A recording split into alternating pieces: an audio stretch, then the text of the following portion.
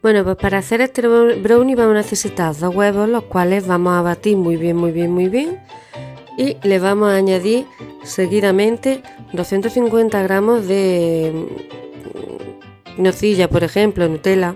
Lo batimos súper bien hasta incorporar los huevos estupendamente bien.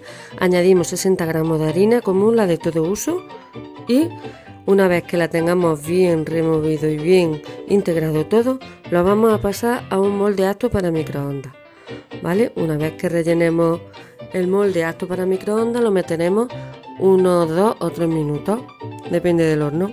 Y por aquí tenemos el brownie, facilito, ¿no? Pues si os ha gustado ya sabéis, compartir, suscribiros y darle a like. Un besito.